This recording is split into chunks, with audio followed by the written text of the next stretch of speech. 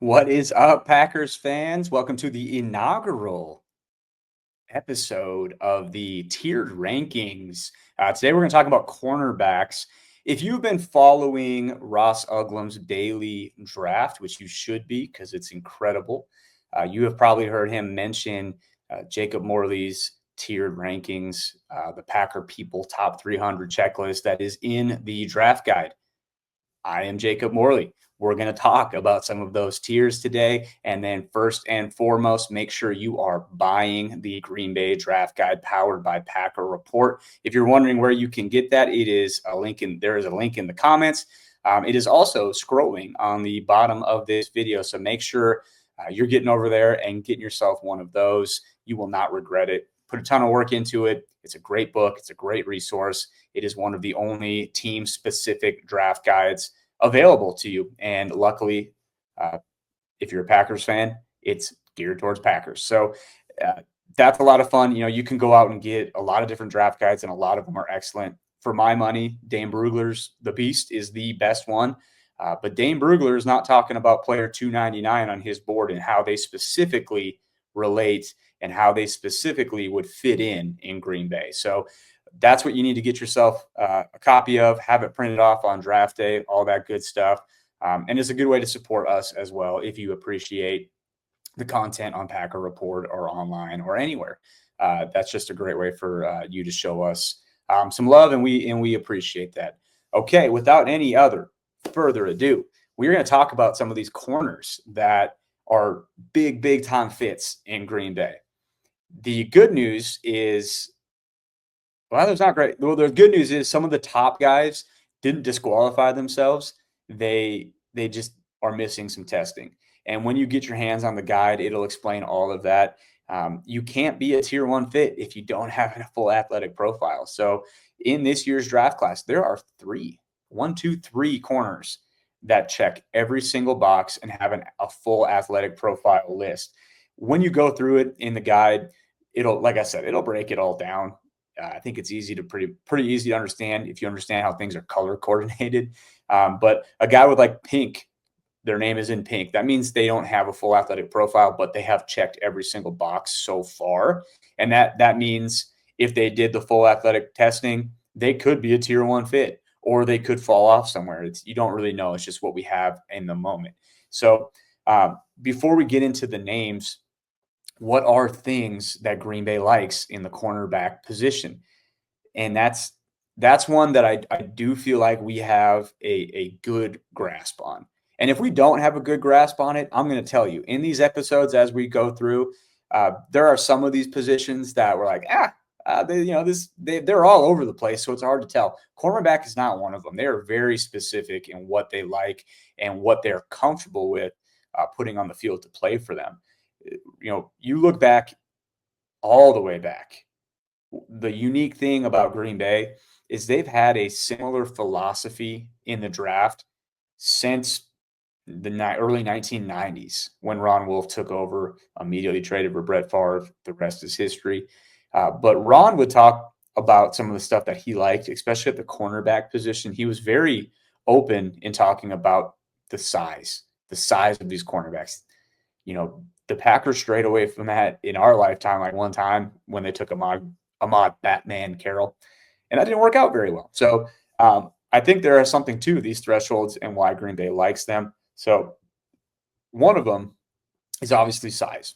You're going to have to be 5'11", close to 5'11", to be able to play in Green Bay. Jair Alexander famously was under 5'11", like he was like 5'10" and 7/8, something like that, where Brian was asked about it. I mean, the height thing is so well known with corners that even post-draft pick press conference, Brian was specifically asked about that.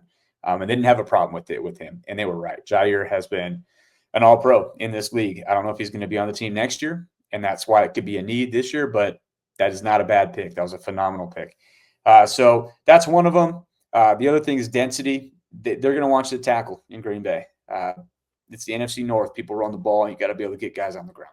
So tough to do when you're a 170-pound corner. That's why they don't have those guys on the team. They are typically, above 190-ish. is kind of what I think they're comfortable with. 40 time is actually really interesting. You'd think like, hey, they really value fast corners. And it's not that they don't, but they have taken guys that run in the mid 4.5s, and they've been really good players. Casey Hayward comes to mind. He's someone that was a 4.5, 5.6, something, not a burner by any means. And he was a really, really good football player for them. And then went on to other teams and was a really good football player. So that's one that I think might surprise people when they get the guide and see where that benchmark is for the 40. It's higher than you think. But one that is not and is low and is kind of like the trump card for corners is the 3-cone. You look at all the way back to Ron Wolf. One thing stands out about almost every single draft pick that they have made at the cornerback position, and that is a really good 3-cone time. So they value guys that are taller, denser, and then have that movement ability, because that 3-cone, that's really all you're gauging is, can you flip your hips? Can you run? Can you put your foot in the ground and go? And that obviously is something you need to be able to do if you're going to play cornerback in this league. Some guys get away with not having that, but they typically have a different dominant trait. Like Richard Sherman wasn't the most elite changer of directions, but you couldn't beat him, couldn't get away from him.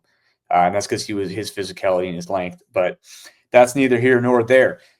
Those are what they're looking for. So again, there are 3 guys in this year's draft class that so far check every single box.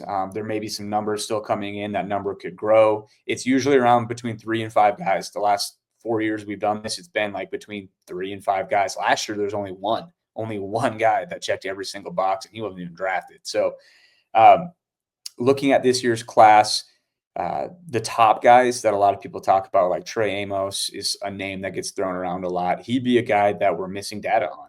He has not checked any boxes yet. He's checked every box in regards to what he's been asked to do and what he has done with his testing, but we're missing stuff. So we can't put him in that tier 1 category. And when you don't test, when you do a bunch of workouts, but maybe you skip the 3-cone, you have to ask why.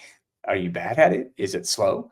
If you're good at it, you think you'd want to go out there and just put a good time on tape, on people's sheets. So I think that question has to be asked if they don't have that time. The thing is, these teams typically do, right? We just don't have access to it. So 3 guys in this year's class that are on this list. I am not going to get, there's one guy that's in the top 100, and the other guys are day 2, day 3 type guys. I'm going to give you those guys because this video is for the nerds. Okay. If you're the type of person that only wants to watch the draft on Thursday night, watch the first 32 picks, that's awesome. Good for you. This is for people that have those 3 days blocked off, and you've got the list of 500 guys in front of you, and you want to know who the Packers are going to be interested in some of the later rounds. The first guy that I'm going to talk about, he's from Tulane. His name is Caleb Ransaw. He checks every single box, size, speed, 3-cone, all that stuff. A little bit about him, about his background. He played kind of like the star position in Tulane's defense, where he wasn't necessarily playing on the outside. He might be more of a slot guy. Now he's definitely got the size to play on the outside, and he's got the instincts, all that stuff. I think he could be an outside corner in Green Bay. That just would be a projection. But where you're getting him, and some people are a big fan of him. Some people have mentioned him as a potential top 100 type pick that's kind of flying under the radar. That could be true. The film's good. The athletic testing is good. Sometimes you get to these guys and you question, like, well, why aren't they? Why aren't they higher? What are they missing? What am I missing that the NFL isn't going to like them as much? And Ransaw, he's a versatile chess piece in the secondary. The thing that really stands out with him is his willingness in the run game. Green Bay will love that. The fact that he's willing to stick his nose in the run game, and he's pretty good at getting guys to the ground, which is not always the case for defensive backs. He's super instinctive in zone coverage. He's a guy that when he can play with his eyes on the quarterback, he can use that athleticism to kind of break on the ball and make plays on the ball and so on and so forth. At his size and athletic profile, he's going to immediately be a special teams, a valuable player on special teams. So that's something as well. His coach, John Summerall, talked about him as a football junkie. So he's someone that at least impressed his coaches at Tulane with his ability to get into the classroom and study what they're trying to do on defense. So that's always a positive.